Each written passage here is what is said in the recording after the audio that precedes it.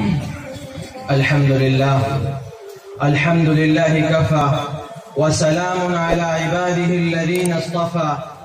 أما بعد فأعوذ بالله من الشيطان الرجيم. بسم الله الرحمن الرحيم. يا أيها الذين آمنوا بالله ورسوله. وقال النبي عليه الصلاة والسلام: كلمة تقولونها تملكون بها العرب والعجم. صدق الله مولانا العظيم وصدق رسوله النبي الكريم. بزرگان محترم، علماء ملت اسلامیہ، حاضرین مجلس اور دور دراز سے تشریف لائے ہوئے عزیز و مکرم مہمانان گرامی، ہم اور آپ اس وقت 21ویں صدی میں زندگی گزار رہے ہیں اور یہ محسوس کر رہے ہیں کہ ہمارے ارد گرد فتنوں کی ایک آندھی برپا ہے اور ہر دن ہمارے سامنے کوئی نیا فتنہ آ رہا ہے۔ میرے بزرگوں، مسلمانوں نے ہر دور میں ہر فتنے کا مقابلہ کیا اور ان فتنوں کے مقابلے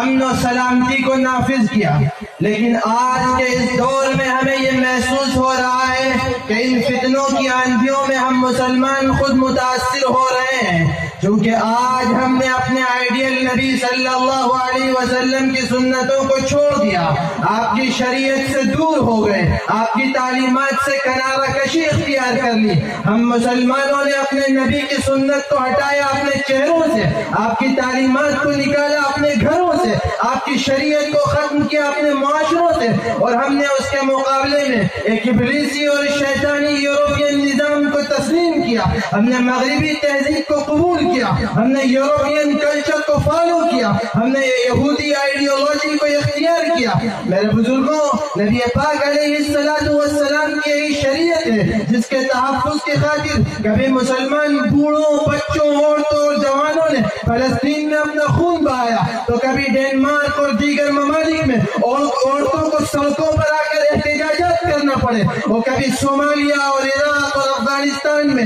نہتوں اور بوڑھوں پر بم برسائے گئے۔ ایسا اس لیے ہوا کہ انہوں نے اس شریعت مطہرہ کی خاطر اپنی صدائیں بلند کی۔ میرے عزیزوں، ذرا اپنے ماضی کو دیکھیے کہ نبی پاک علیہ السلام کے صحابہ اسی شریعت کو لے کر آگے بڑھے اور انہوں نے دنیا کے ہر بڑے سے بڑے چیلنج کا مقابلہ کیا۔ لہذا حضرت ابوبکر صدیق رضی اللہ عنہ کے دور میں ارتداد کا مقابلہ کیا گیا اور مسیلمہ کذاب جیسے مجرم و خبیث انسان کا خاتمہ کیا گیا، اور عراق میں اسلامی پرچم لہرایا اور شام کی سرحدوں میں اسلامی فوجیں داخل ہوئی۔ حضرت عمر فاروق رضی اللہ عنہ کے دور میں عراق اور روم جیسی عظیم سلطنتوں کو فتح کیا گیا، اور اس کے بعد مسلمانوں کے قبلہ اول بیت المقدس کو دشمنوں کے شکنجے سے آزاد کرایا گیا۔ حضرت عثمان رضی اللہ عنہ کے دور میں افریقی ممالک میں اسلام کے جھنڈے لہرائے گئے اور باغیوں کی کمر توڑ دی گئی۔ حضرت علی کے دور میں باطل فرقوں کی طاقت کو کچلا گیا۔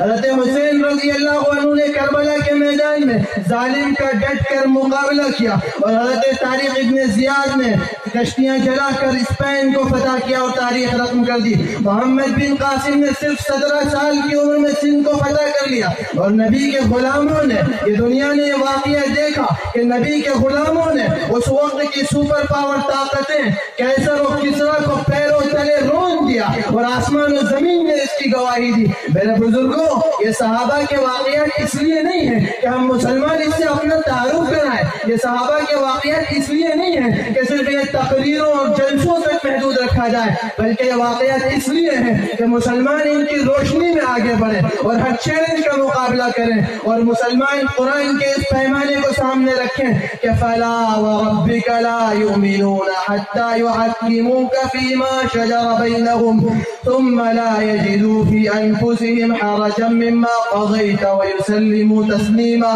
فرمان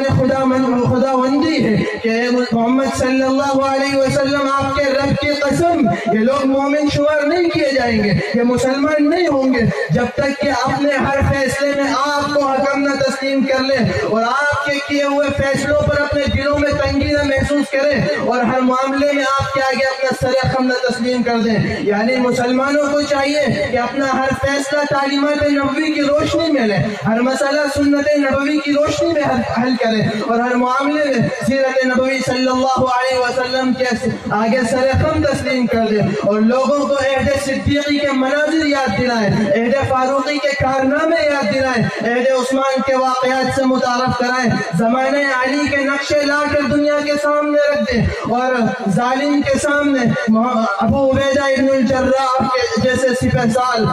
سالار اور خالد ابن الولید جیسے کمانڈروں کی سیرت کو پیش کریں۔ اگر مسلمان اس دور میں اس منہج پر کام کریں گے تو میں خدا کی قسم کھا کے کہتا ہوں کہ اسلام کے پھریرے عالم پر لہرائیں گے، اور جس طرح سے روس کا زوال ہوا امریکہ کا زوال ہوگا، جس طرح روس کا زوال ہوا امریکہ کا زوال ہوگا، اسرائیل کا زوال ہوگا، دجالی طاقتوں کو شکست ہوگی، اور ہمارے وجود سے یہ ثابت ہوگا کہ یہ عظمت باطل دھوکہ ہے، یہ ثروت کامل کچھ بھی نہیں، یہ عظمت باطل دھوکہ ہے، یہ ثروت کامل کچھ بھی نہیں، مٹی کے کھلونے ہیں سارے، کفر کے لشکر کچھ بھی نہیں۔ اللہ سے ڈرنے والوں کو طاقت سے ڈرانا مشکل ہے، جب خوف خدا ہو دل میں اگر تو کسرا و قیصر کچھ بھی نہیں۔ اے لوگوں، آج کے اس دور میں ضرورت اس بات کی ہے کہ شہادت حسین رضی اللہ عنہ کا جھوٹا ماتم نہ منایا جائے، شہدائے کربلا کا جھوٹا غم نہ منایا جائے، اہل بیت رضوان اللہ علیہ اجمعین سے محبت کے کھوکھلے نعرے نہ لگائے جائیں، بلکہ حضرت حسین رضی اللہ عنہ کے طریقے کو اپنی زندگیوں میں اختیار کیا جائے، اہل بیت رضوان اللہ علیہ اجمعین سے محبت کا اعلان اپنے عادات سے کیا جائے، اپنے اخلاق سے کیا جائے، اور صحابہ رضوان اللہ علیہ اجمعین کے منہج کو اختیار کرتے ہوئے دنیا سے کرپشن کو ختم کیا جائے، ظلم کو ناپید کیا جائے، امن و سلامتی کو نافذ کیا جائے، قتل و اغوا کی وارداتوں پر روک لگائی جائے، آبرو ریزی کے واقعات کو ختم کیا جائے۔ اور اگر مسلمان اس منہج کو لے کر آگے بڑھیں گے تو پھر ہمیں جو مٹانے کی کوشش کرے گا وہ ابو جہل کی طرح بے نام و نشان ہو جائے گا، وہ ابو لہب کی طرح ختم کر دیا جائے گا، وہ عقبہ اور عتبہ کی طرح مٹا دیا جائے گا، اور ہمیں بقا حاصل ہوگا بلال کا بقا، خبیب کا، خباب کا، عمار کا، یاسر کا، سمیہ کا، بلکہ انشاءاللہ ہمیں بقا حاصل ہوگا ابو بکر صدیق کا، عمر فاروق کا، عثمان ابن عفان کا، علی ابن ابی طالب کا۔ مسلمانوں، قرآن اس دور میں ہم سے مخاطب ہے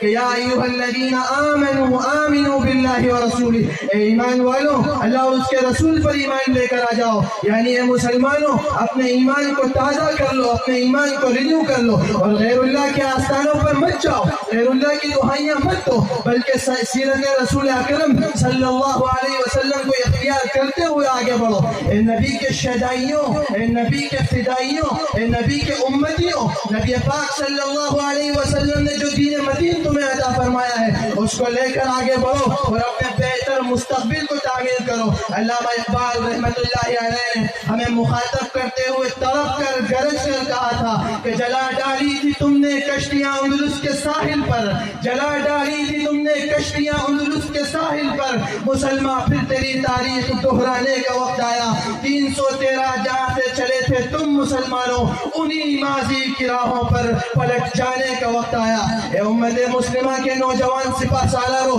آج ضرورت اس بات کی ہے کہ انہی ماضی کی راہوں پر پلٹ کر کام کیا جائے اور اپنے بہتر مستقبل کو تعمیر کیا جائے۔ حالات حاضرہ کو مد نظر رکھتے ہوئے یہ ہماری ذمہ داری ہے اور جس کو انجام دینا ہمارا فریضہ ہے۔ اللہ رب العزت ہمیں صحیح عمل کرنے کی توفیق عطا فرمائے اور ہماری ذمہ داری ہمیں صحیح ڈھنگ سے ادا کرنے کی توفیق عطا فرمائے۔ وآخر دعوانا الحمدللہ رب العالمین۔